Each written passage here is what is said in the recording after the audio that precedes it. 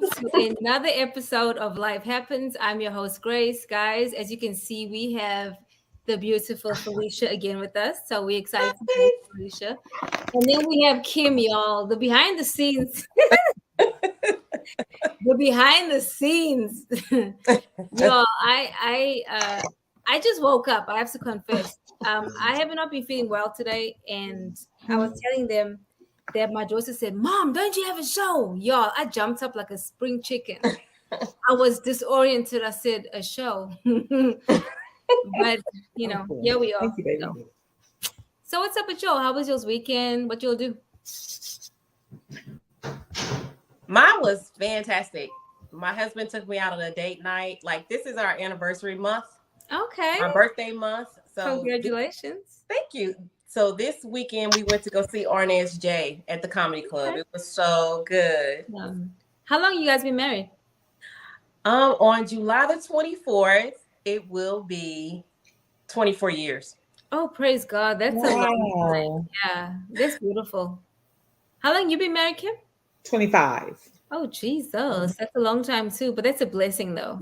Yeah, it really is. Yeah, because not many of us have made it that far for whatever reasons. No, it's difficult. It has its good days. Marriage it's work, but it shouldn't be hard work.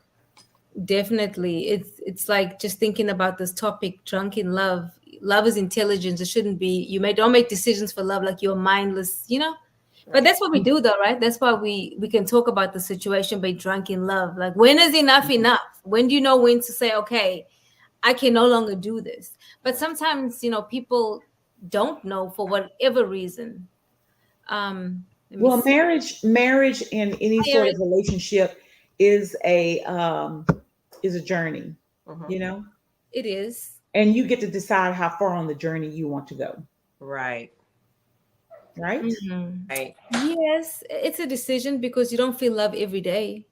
I mean, can you imagine? Some days you can't stand the way you choose or breathes. Right. It is a true partnership, and you are responsible for your own happiness. That's the key right there.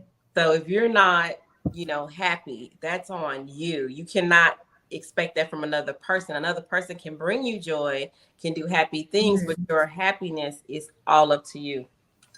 And I think a lot of us get married thinking, if I get married, I'll be happy. If you're not happy now, you're not going to be happy when you get married. So true. So true. Because you think about the amount of pressure you're putting on an individual to make you happy. Right. When your core of you don't even like yourself. Like, you know what I mean? And you expect an individual. I met a guy one time and he was like, he expects his wife or girlfriend to make him happy. And I was like, this Negro needs to go to therapy. Because that's why he's been married 4 times. Because you have expectation on another person. So really, if I say, okay, I need Kim to make me happy, then I'm subcontracting power to Kim. Right. That's a good way. I'm mere mortal, uncircumcised Philistine. Baby, I can't do that. And that's something I always think about. Love is, like I said, love is intelligent, love is beautiful. And who doesn't want to be in love? Right. But when you've been in this situation, when we read the scenario, when is enough enough? How do you know that this relationship is healthy? What are the boundaries? What's the word? When do you know when it's time to pull the plug? But see, that's the thing, because my boundary may be different than Felicia's or Rabia's. You know what I'm saying? So I think it's on an individual basis, because when you go into a marriage, it's like when you go on a trip.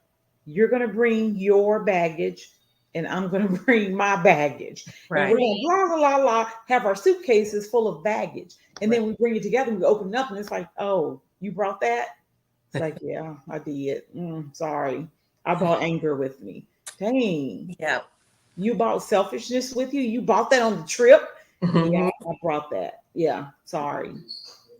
You bring your own baggage. You do. And so that's why those conversations are so important to have in the beginning about setting those boundaries. I personally realized after I got divorced was that I thought that when you were in love with somebody, you merge with them.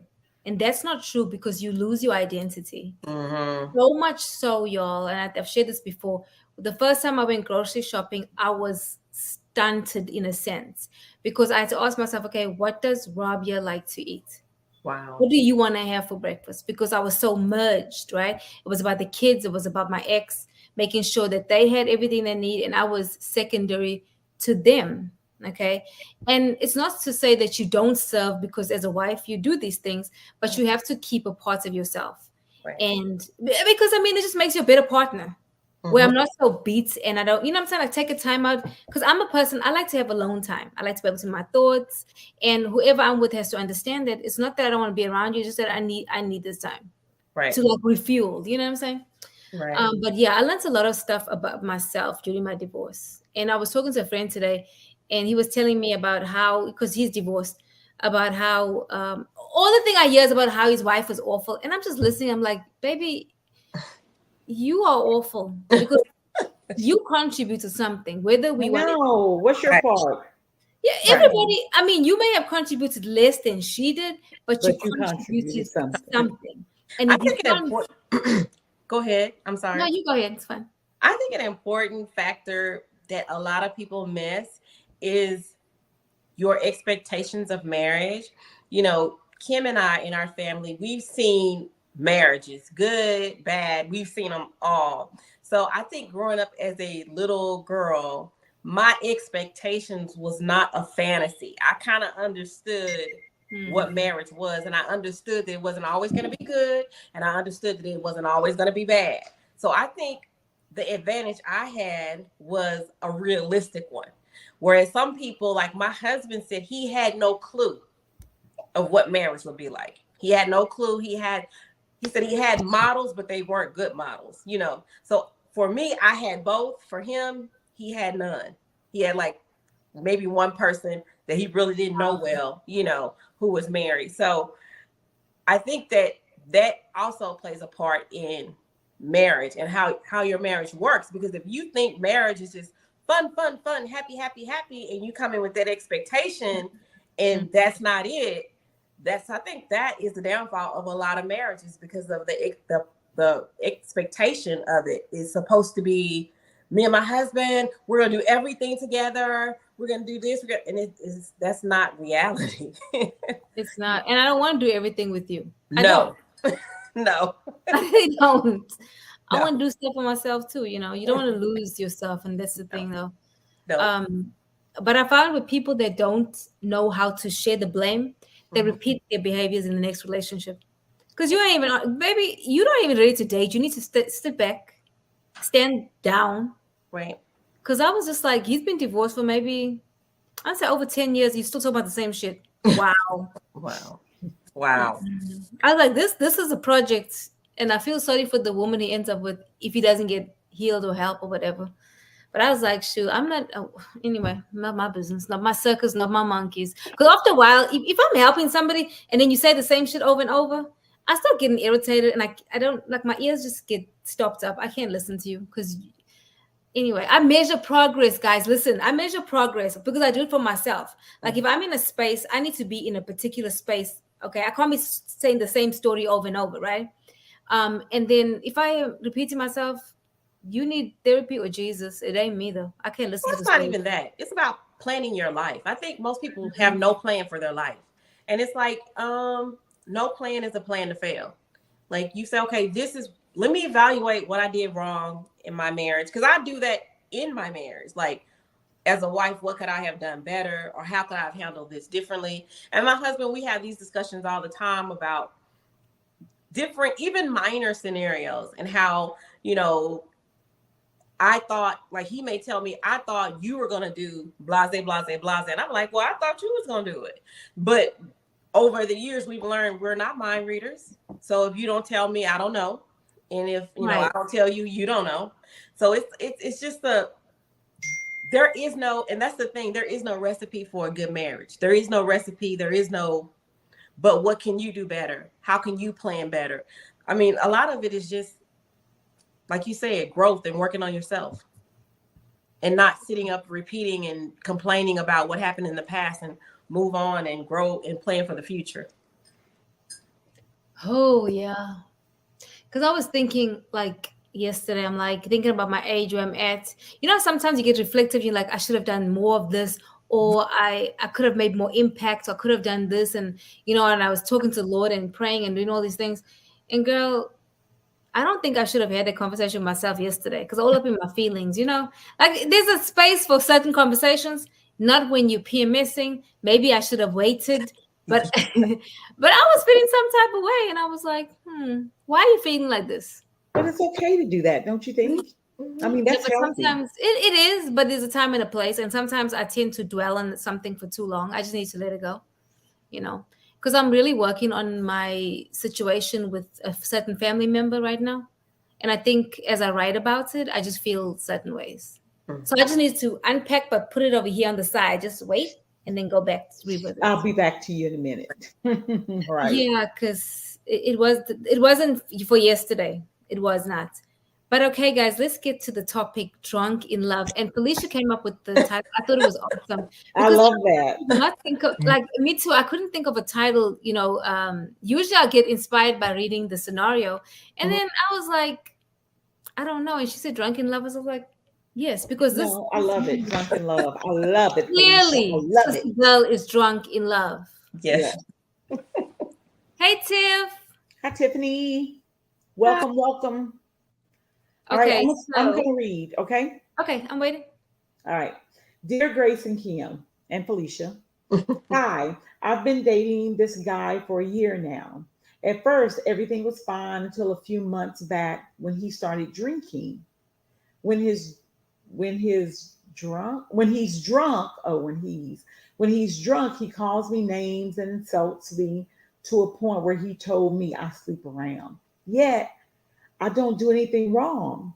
He drinks and stays out and comes the next day back. When I do ask him where he has been, he tells me it's none of my business. Tunny. When he's not drunk, he's loving and caring, but he also told me that he loves alcohol, and this is who he is. He's been out of work, and when I do call him to see how he's doing, he tells me I'm putting him under stress and starts insulting me. If I don't call him, when he says I don't care and I don't know he's drinking, he said it's part of his job. He also mentioned to me that he lives a double life. I asked him, what does that mean? He never answered me. When he's drunk, he tells me I do more for my kids and I'm the reason he drinks. He told me I'm a narcissist. I called him on dating sites and he told me I'm just seeing things. Makes me believe I'm crazy and like I'm at fault. When I go to my family, he will call me nonstop just to hear who is there. I don't know what to do.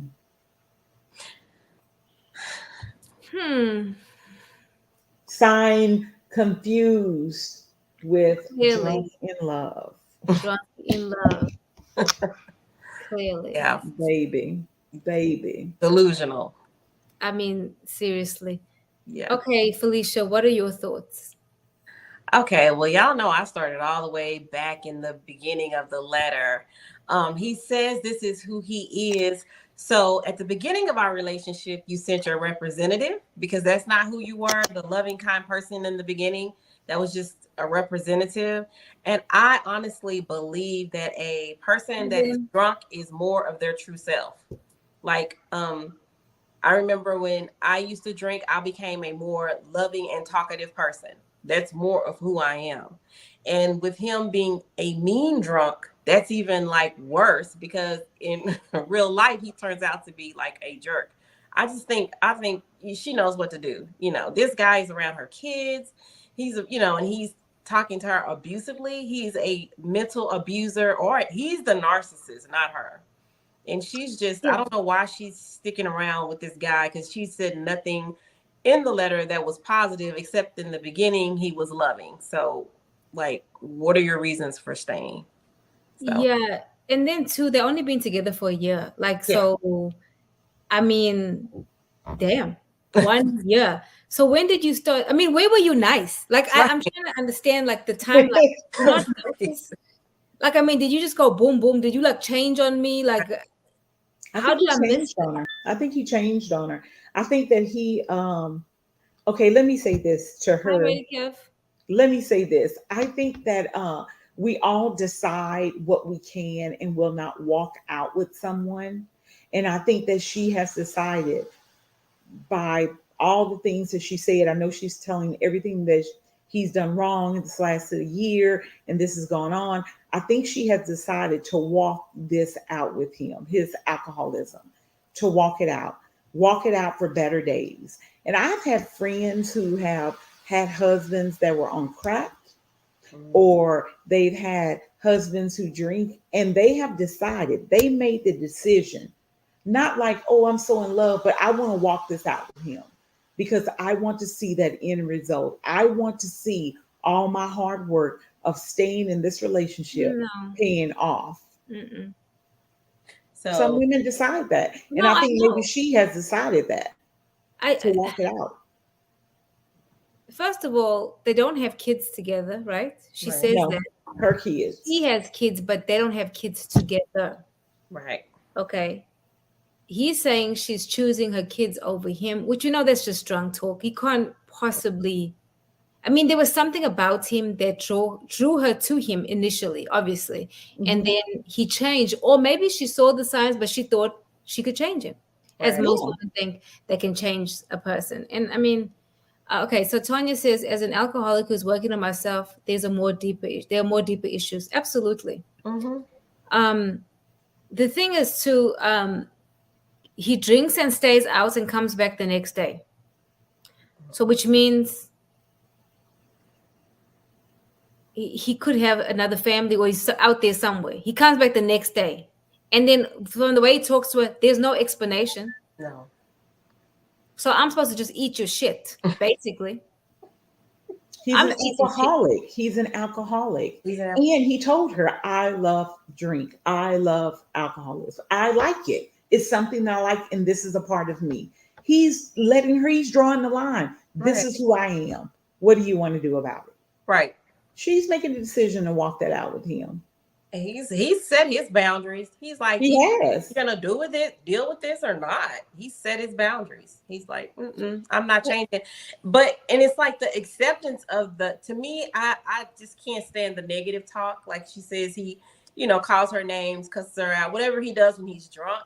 To me, that's just not cool. That where are your boundaries when it comes to stuff like that? Is this the behavior you want your kids to witness? Him acting, drunk and cussing you out and saying all these things. Because I'm sure if her kids are there, that he's not treating them too much better either. No, he's not. But this is such a good comment. Ivan says she said he started drinking a few months back. Shit. No, No, he didn't. Maybe he started back drinking, but he been drinking. In fact, he been drinking. I agree. This wasn't suddenly. Maybe he was like he's in a place now where he just like, screw it, I'm just gonna be drinking now. And she didn't know. But I find it hard to believe that she didn't know. I think Because she saw the signs. Mhm. I saw the signs. I think she saw the signs, but she just ignored them Well, there may and not said have it's been a not new as bad sign. as it seems. Like if you saying, okay, now that I'm taking in perspective that he started back drinking, it may not have been signs. He might have been in the program and then fell off the true. wagon. He may have fell Yeah. off the wagon and then went back to his regular self for him. But for her, it was like, okay, I met the sober guy and now he's, back on this, back drinking. So that happens too. Yeah. When he's not drunk, he's loving and caring. So that's what's keeping her. That right there is she He's wants. apologizing when he's not drunk. He's not loving Exactly. and caring. He's apologizing. Hi, Keisha, and then doing the same shit again over and over. Exactly. Yeah, that's, and then he's loving and caring. What else is she say? I can't. Yo, my eyesight is. Honey, that is called abuse. Yeah. Coming back, apologizing, doing Yeah, the same crap over and over definitely. again, doing it again, come back and apologizing. He's abusive. Right. Yeah. Very much so. But then he also told her straight up he loves alcohol. And that's who he is. Like you said, his boundaries have been set. I drink. This is what I'm going to do. You can either take it or leave it. Right. But as much as he's treated her poorly, she has not left. So I don't think he thinks that she's gonna leave. Right. He probably thinks, oh, this is a loyal woman. But loyal to who, baby? Like loyal to who? You're supposed to be loyal to yourself first. Jesus. But abusive people seek out people they can abuse. Like, True. he could never pull this off with a very strong-willed, strong-minded woman. She wouldn't give him the time of day. The first time he had that episode, it was over. So they know how to choose the person that will deal with that. Or he actually found a person that's dealing with it. So, Now, check this out. You are drunk and you don't get a job. Yeah? So who's buying your alcohol? That's confusing because he says it's part of my job. So I think he's being sarcastic. That's my job to drink. You know what I'm saying? 'Cause that's the only reason I can think he's saying that. And you don't have so who's buying you drink? No, really. Like who's buying you drink? Because how are you getting drunk when you don't have a job? Just like you get high when you don't have a job. Come on, just like you talk on a phone and don't have a car. Right. I mean, he might have unemployment. We don't know his financial state, but he might be living at home. You just don't know. True, but she didn't say she lived with him. So, right. I'm under stress, and then starts insulting me. So she is asking questions. It's like she knows what to ask and do, but this guy has a hold on her. But why? What do you think? It must be loneliness. She just wants somebody. I mean, unfortunately, we have people that she probably haven't healed herself from her past relationships. Or again, like we talked about last week, she doesn't want to leave because she feels like a year is a lot of time invested into this man, and all he does is drink. And I don't know if he does it all the time, but I guess it's something she feels like she can deal with. Well, apparently not, since she's asking us. And maybe that drinking has become an issue. Maybe in the past it wasn't an issue. You know what I'm saying? I don't see that. I don't see. I like what Ivan was saying. He's been drinking. I think he fell off the bandwagon again. No, maybe no. I mean, he missed someone can drink socially, be a social drinker, and then it's like, oh, okay, well, you like to get drunk. You know what I'm saying? Maybe it kind of escalated. I don't think he's a social drinker, just from what she's saying. So my ex used to drink, right? And he didn't start off drinking, but his father was an alcoholic. And so I guess he saw the habits. And then it came to a point where it didn't matter how little he drank, he got really drunk. Okay. I guess your body after a while stops, filtering it. And the reason he started initially drinking was because he used to work night shift. So he would say he just needs a couple of shots to go to sleep, which, okay, I can get there, right? But then it just got worse and worse and worse. So sometimes and of course there was more underlying issues in that. But in this situation, I share that to say this, it sounds like he's been drinking. Like he just didn't start drinking. Like in college, my ex used to drink, but I didn't think it was an issue. I think everybody drank in college. Yeah, but this was like on a whole different level though. Because I drank when I was in college because we were in Kansas together. But I didn't develop an appetite for, because I can't drink a lot. I will get buzzed very quickly. Right. And so I don't like to feel like I'm not in control of myself. So that's why it wasn't like, something I continued doing. He just continued doing it. And then after a while, it affected, of course, our marriage. It was so bad. But that's my situation, Let me see. But again, so help me understand. He drinks. He says he loves to drink. He talks to her abusively. He says that she treats his kids better than her. When she goes out, he calls her excessively to see who's there at wherever she is. And he makes up to her, apologizes, treats her well after an episode, I'm sure. So why is she there? He doesn't have a job, and I don't know his living situation. So what is keeping her? Man, that's what we're trying to figure out. What is keeping her? Because why? Eric says she's the drunk one. Dopamine is a hell of a drug. So I was talking to someone about the scenario yesterday, and they said that maybe the sex is keeping her.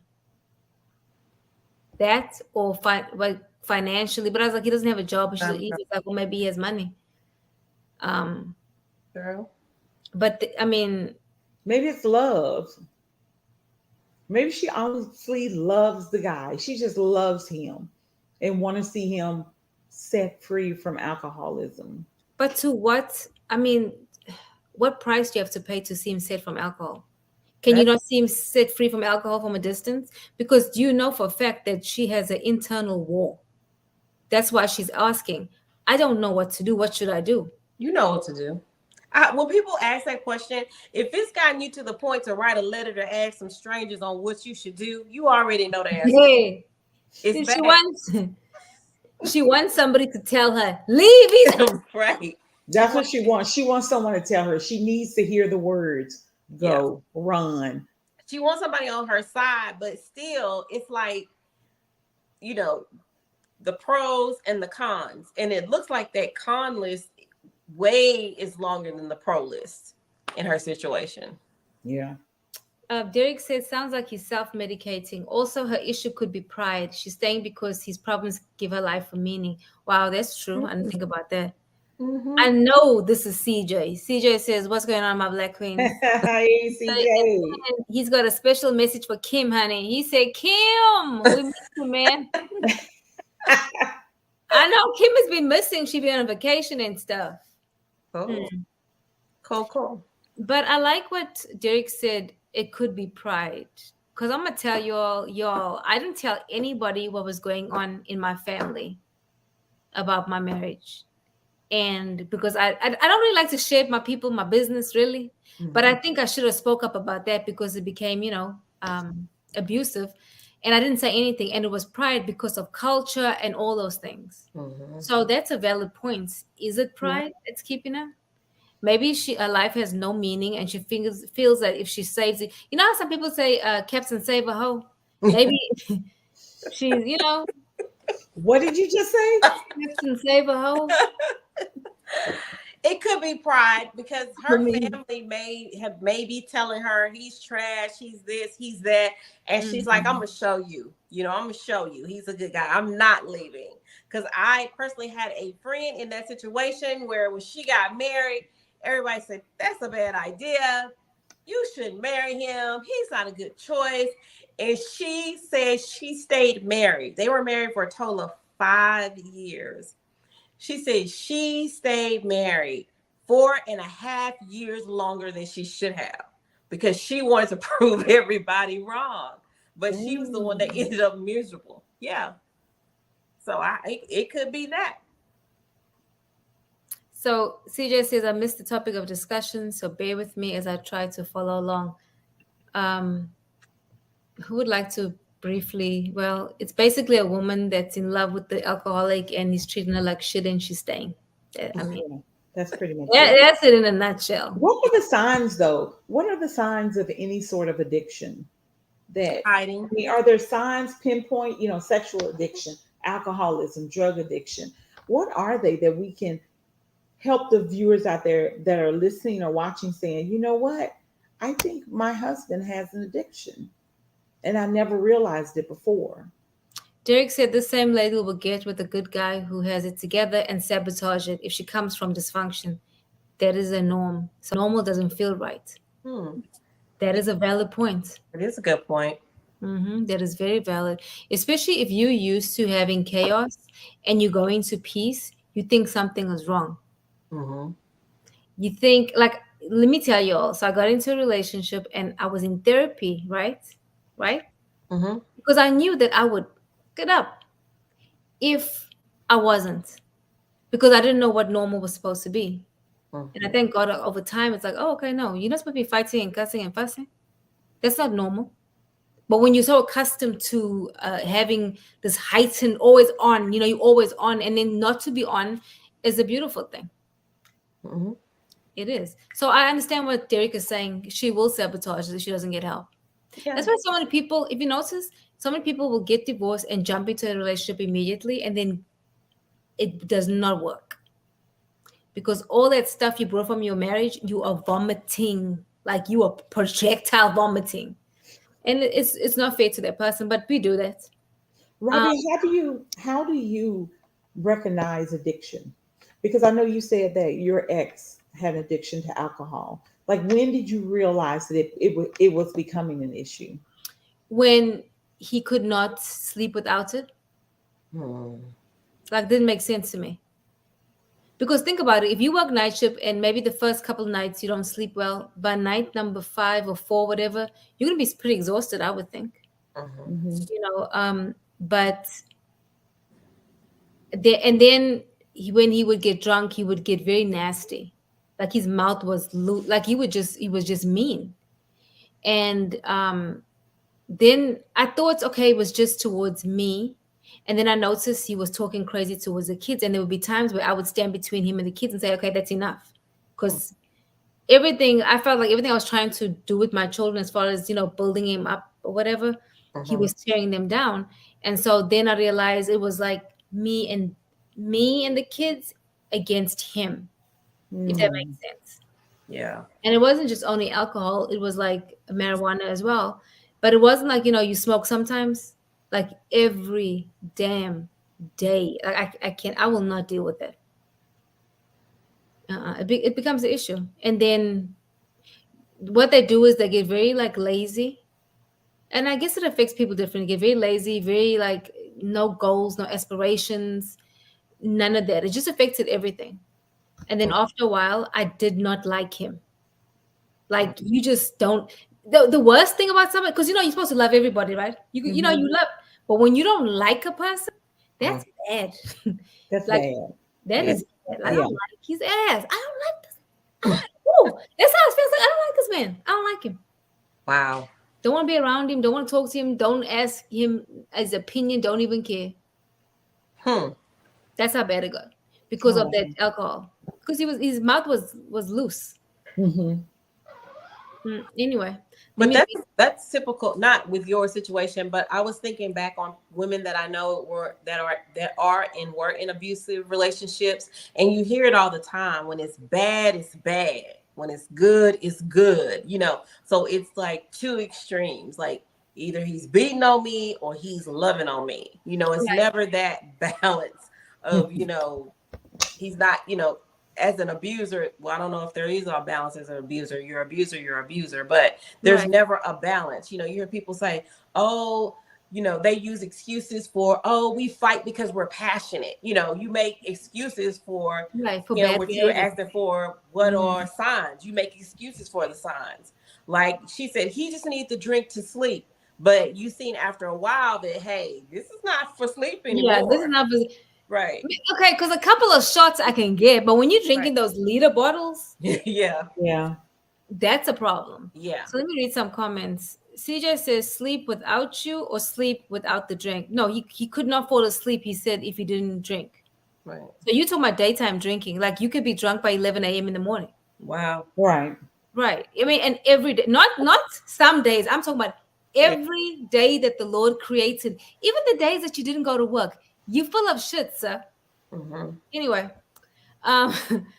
he just says, yeah, the ninja's tripping. When I drink, I'm more relaxed than anything. Yeah, we know you in that red cup, baby. But that's the thing. Some people drink and they become very funny. Some people drink and they cry. Some people drink and, like you said, they're mean. So it's like it affects different people different ways.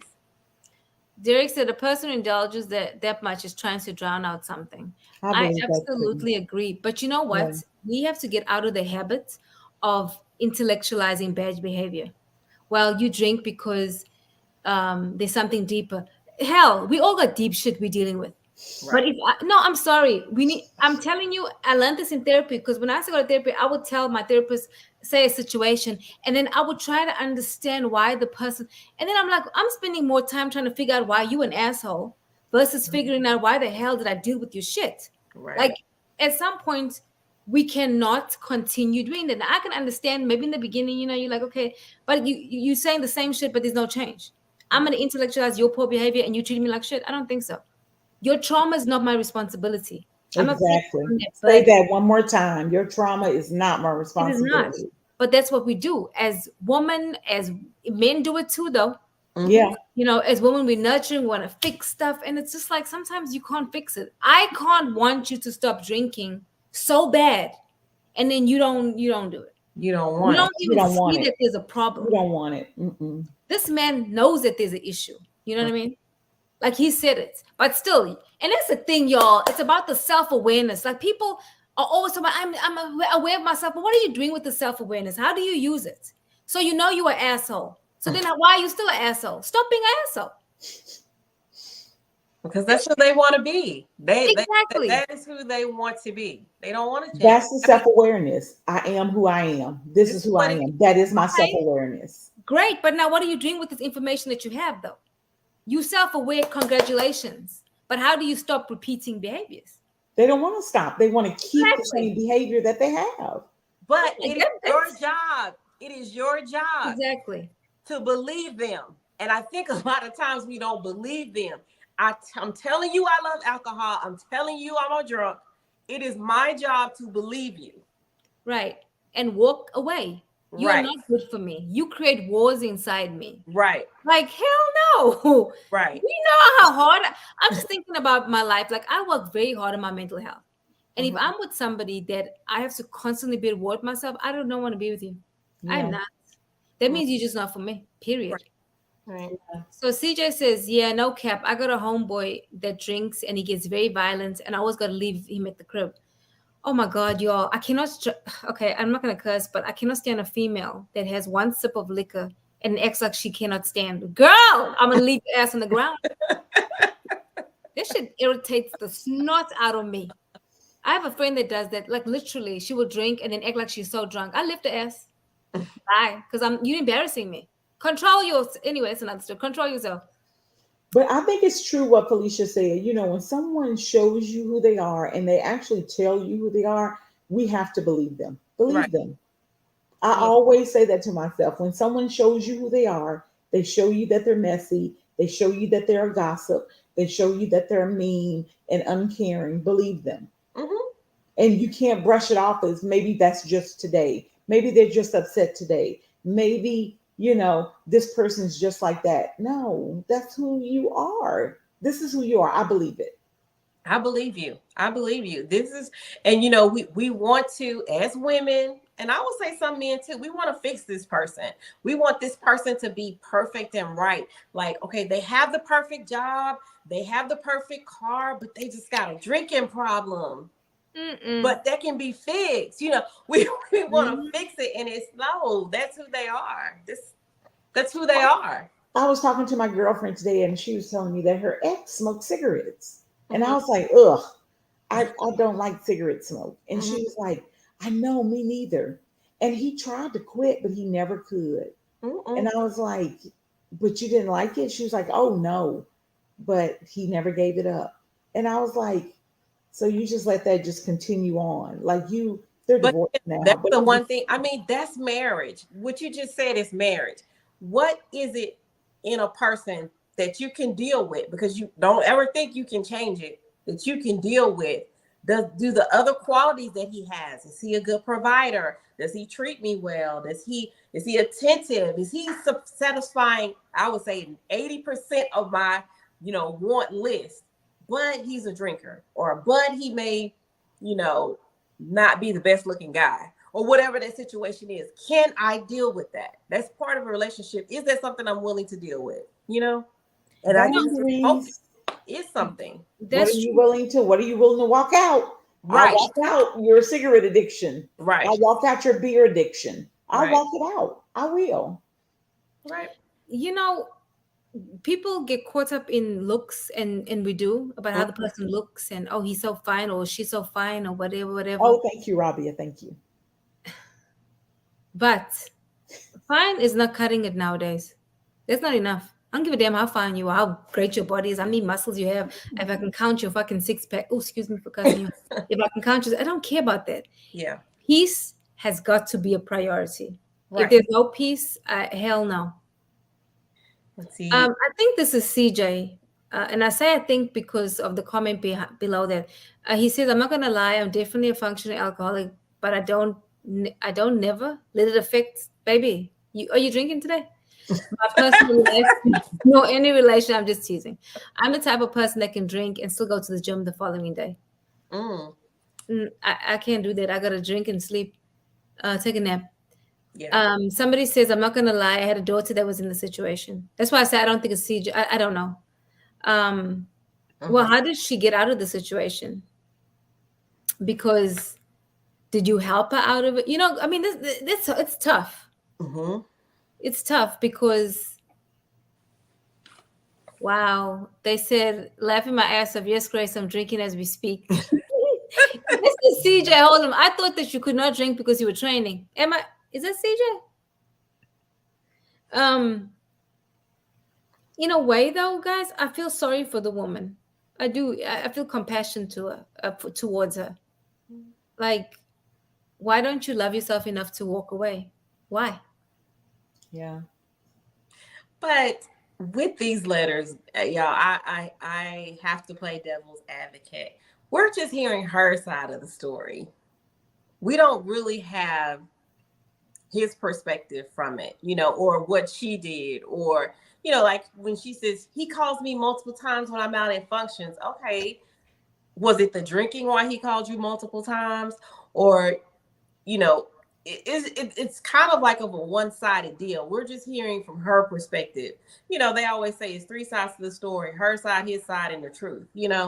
So I'm sure that she is not innocent in this whole ordeal, because you don't stay with anybody that long without being combative, or whatever the situation may be. It may have been a situation where they had an argument about the kids while he was drunk, and that's what she's saying when he says, I do more for my kids. You know what I mean? So we're only getting that like one-sided perspective in this letter.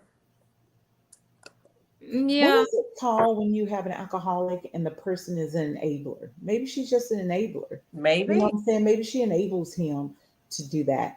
Maybe she's the one, buying the liquor. Maybe she's the one. Well, if you don't have no job, she probably is funding his habits. So maybe she's the one that is, enabling him, and she feels like, what would he do without me? Kind of scenario. Maybe she's the crutch. You know what I'm saying? Yeah. She made it clear he wasn't working. Why? What does that have to do with his drinking? Right. Yeah. Steven says no cap there, man. Probably slanging, or he must have money because she allowing this to go on. But you said something about enabling Kim. Mm-hmm. I have a family member that was married to an alcoholic, right? They were married for like over 22 years. I mean, like she's in her 60s. He's passed on now. He would get so drunk and go missing, right? Missing. She would go drive and go find him. Would beat his behind, put him in the car. He would like urinate on himself in the car. She would get home. Now listen, she would get home. He may lay on the ground in the front yard. She would hose his behind. You drink too much, okay? That's too much. This man did not work. Do you know why he didn't work? Because she told me that if he worked, then he may meet somebody at work and go drinking and not come home and kill himself. What? Yes, I cannot make this shit up. I know this person. It's a family member. This is what she told me. Wow. I can't say who it is. Baby. Number one enabler. She's an enabler, man. Yes. And she does it to her sons now. Anyway, but yeah, he didn't work. He did not work. He would stay at home. And if she called home from work and he didn't answer his phone, she would go into pure panic mode. She would call one of us and say, hey, can you go and check on so-and-so? Hell no, I'm not checking on so. I must leave my job to go check on a grown man. I'm not doing that. Wow. It was that bad. But it was alcohol that killed him in the end.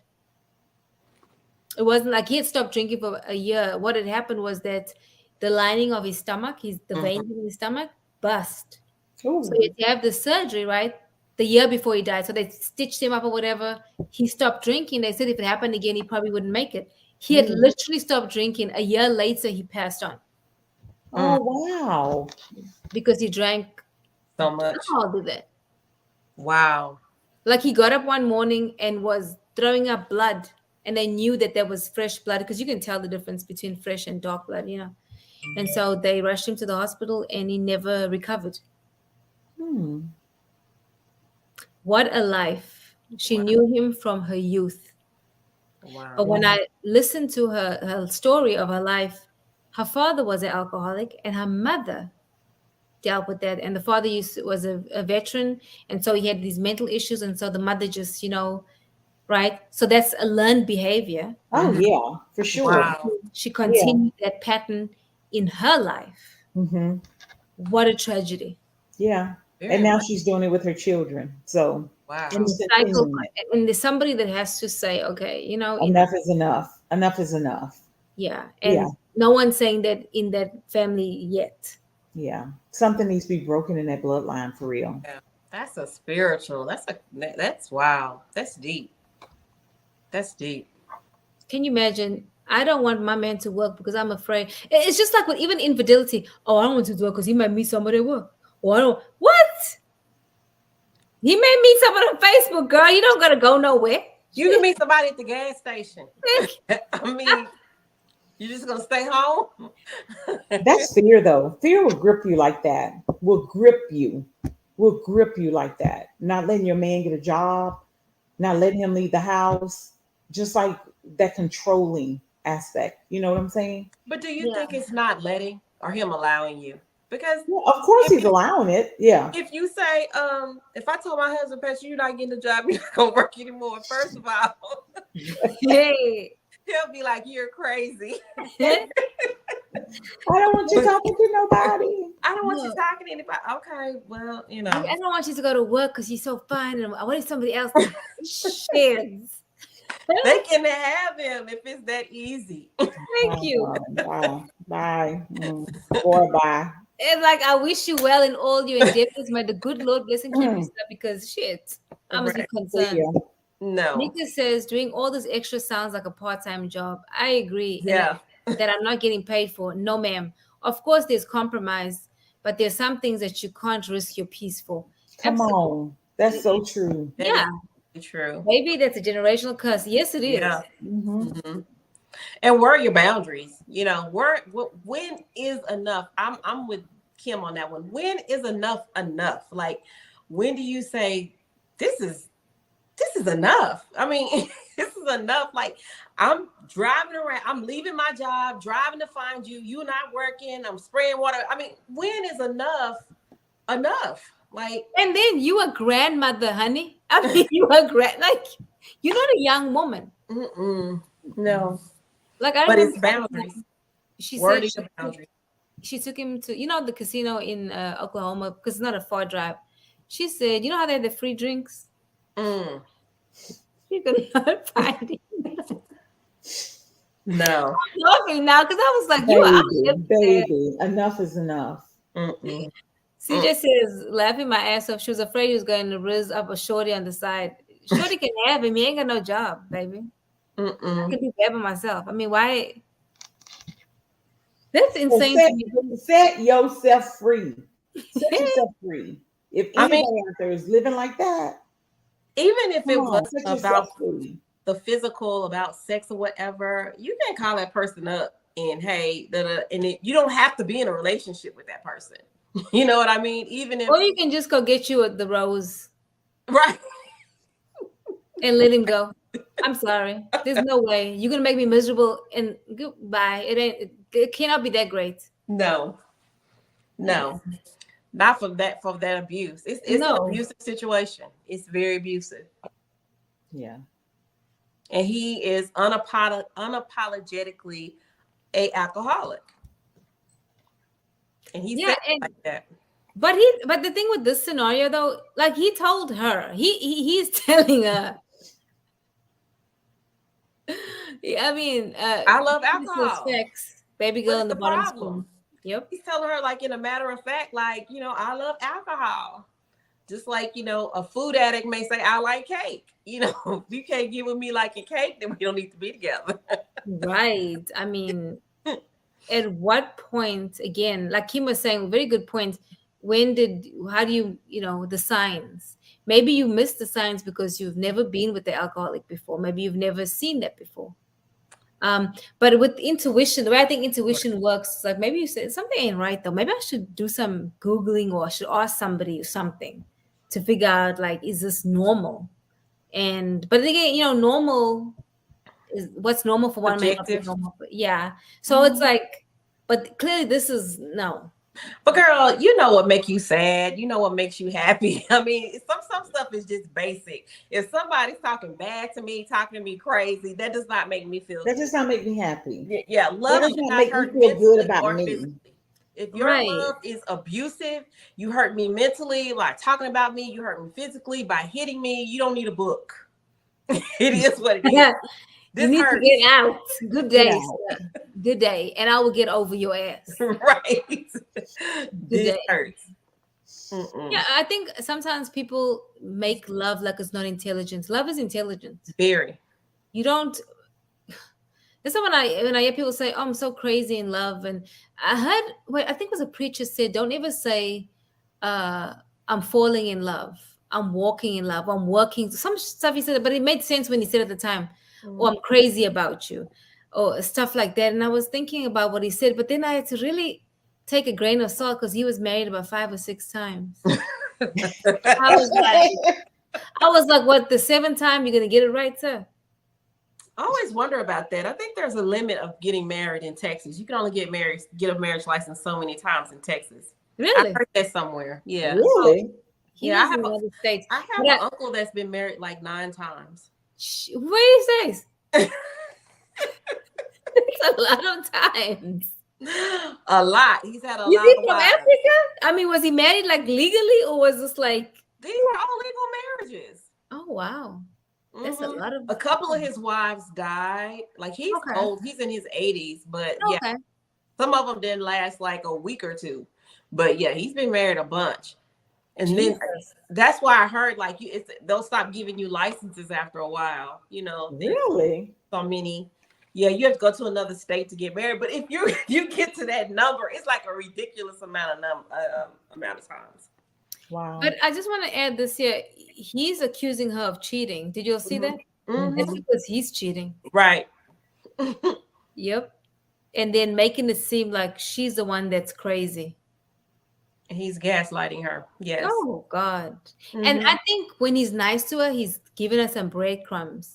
Because a lot of men will do that. They'll give you some breadcrumbs just to keep you there. So you think, oh, okay. But you got to look past those things though when people breadcrumb you. Because that's very, very I've seen a lot of it lately. People do that. Like you see. No, but they're like the breadcrumbs are so good. Yeah. And the breadcrumbs, there's a little sugar, a little spice. I mean, but after a while, I would like to think that you don't like how this person makes you feel. And then you take a step back. I think when you're in a healthy place, it's good. You take a step back and you reevaluate. Now, I have had a tendency in the past to move very quickly. When I say move quickly, I mean cut your ass off very quickly, okay? Not hesitate. But now I'm not as quick to move because I will look at it. Because I have to ask myself, right? I don't know if you know about attachment styles. You get anxious attachment style, avoidance and all these things. So I'm not going to say what my attachment style is because I know my attachment style. I got to say, hey, wait a minute. Is it me or is it you? Once I identify it, then I know how to move. Because no. Tell me what attachment styles are. I'm gonna send you this. What that is. It's a lot to go into right now. Just give me a little short blurb of what it is. So it's basically how you attach to people. If you are an avoidant attachment style, that means when there's intimacy, I avoid you and I push you back. If I anxiously attach, that means if I feel like you're not responding to my texts fast enough, I start getting anxious and I just text. But I'm not giving you the space to respond to me. So when you a certain style, and then you get secure attachment style, that's what everybody wants to be. You work towards that. And attachment styles can change as you heal. Those styles change. I did not know it was an issue until I found this book, y'all. And I read this book and I was like, shit. I found out how I operate, and then I found out why I do that. And once I identify all those things, like I know when I'm in a certain space that I need to stop, pause, give the other person the time to respond or whatever. Because a lot of times it is nothing the other person's doing. It is inside of me and it's nothing to do with them. So I'm slower in making some decisions. But let me say this, when I make a decision, I have looked at every avenue about why something will not work and why it's time to let it go. So I'm not just making an unintelligent decision, if that makes sense. Right. where before I would be, baby, primed by emotion. See, emotions are not a bad thing. We look at it as a bad thing. To me, emotion tells me where I need deliverance in what area, number one, if it's healthy. Because like if you fixate on something, then that's a problem. If you know what I'm saying? Emotions are not a bad thing. But I used to think if you cry, you're weak. But that's not true. I used to feel weak because I grew up in that environment. What you crying for? Did somebody die? I just want to cry. No, we don't do that. I wasn't raised like that. Mika's attachment style. I love that. Girl, I'll show you that. Share that book with you. It is bomb. Like I was mind blown. I couldn't put it down. Oh I wow. still have it and I'll refer to it now and again when I feel a certain way. I'm like, okay, what you doing, Rabia? What's up, girl? Why Yeah. are we doing this? Mm-hmm. And then I kind of just slow my thoughts down because I will mess up some shit if I don't do that. And I don't go to therapy like as much as I used to. I go as needed. So I don't need to talk to her every 2 weeks. But I know when like, okay, I need to talk to her, then I go. Oh, okay. No, and I work on it very diligently. I like that. Shoot. But Kim, you knew me from 20 years ago, girl. Am I the same person I was then? I mean, think about Lord, no. Thank you, Jesus. it. CJ says it's 4 times in Dallas after you've considered checking up at that point. How do you know, CJ? How do you know, sir? I need to know how you know. Because you 25. So how you know? I actually know, y'all. I know a guy that I used to work with. He's on his 5th marriage, and he is not 40 yet. No. 5 times already, and he is not 40. He was a lot younger than me. Because he was on his 3rd wife when I first met him. And at that time, he was like 23, 24. And we worked together for 11 years. And he got divorced and we'd be remarrying. And I was on Facebook probably a month ago. And I saw that he was getting married again. Wow. I think some people are just, they don't want to be alone. Or I don't know. I don't know why, a serial marrier, a serial husband. Yeah, that's a lot because the person I know they got married a couple times. Well, not a couple. He got married a lot of times. Yeah. Like he will incorporate this woman into his life and his ministry. Like I mean, so when it's broken up because you've got them like this and you're not married yet. So he has intentions of he's gonna marry you, but it's like the marriage will be for a year or 2 and then they get divorced. Right, the thrill is gone. I guess I don't know. I know. Maybe they just love love. How do you lose love? I said maybe they just love love. Maybe. I just love love. That's a lot though. But I noticed though all these wives, they all look the same. But my question is, if I meet somebody that's been married 4 times, I'm gonna be really, or 3 times. I'm gonna be really very cautious about marrying and getting to another relationship with them, especially if they're newly divorced or newly, single. Absolutely, yeah. Because if I met someone who just got divorced or has been in the divorce, I'm like, okay, let's talk about your divorce and why it did not work. Right. Because I want to know truth. Because I feel like men and women, they'll blame it on the other person when they're in a new relationship. Like, oh, my husband was a dog, or, my wife, she didn't respect me. And they'll put it on the other person when they're talking to the new person. And the new person's like, oh, really? Yes, I think everybody does that in the beginning. But then if you really want to heal, you got to take a really honest look at yourself about your contribution towards this demise of this relationship. If you never get to that point, you will go on to repeat the same behavior. Right. Because at some point, you got to look at yourself in the mirror and say, listen, I was a bitch. Right. I was terrible. I was disrespectful. It doesn't matter that he was the way that he was, right. But he doesn't control my reactions or my responses to what he does. And when you get to that point, then I think you're well on your way to being in a healthy relationship. If you can't see that, stay single for a little while longer, but go get help. Seriously, though. Yeah. I mean, I was sitting on my bed and the Lord spoke to me. And it really made me back up and really look at myself. I love when God corrects us. Me too. The Bible says those that he loves, he chastises. And I felt in a moment I was stinging, but I took a step back and I really looked at myself and I did not like what I saw. And I said, okay, Lord, since you showed it to me, then you're going to help me. Uh-huh. And it has been amazing and real and bumpy and all those things. But I thank God I would never have seen myself had he not spoke to me about it. Because what happens is when you feel like you're in the right, you have the self-righteous feeling. It's just like when you're on Facebook and somebody comes after you and they cuss you out and you're like, well, I'm not going to respond. I'm going to take the higher road. But inside you're pissed off. You still want to cuss them out. What did you just did now? You just actually acting in pride because you took the higher road. But really, you're still talking shit about the person. I'd rather just cuss them out and then repent. Fuck it. Let me just cuss you out and repent. Because I'm not going to take the higher road and then still be suffering. I know. Come on.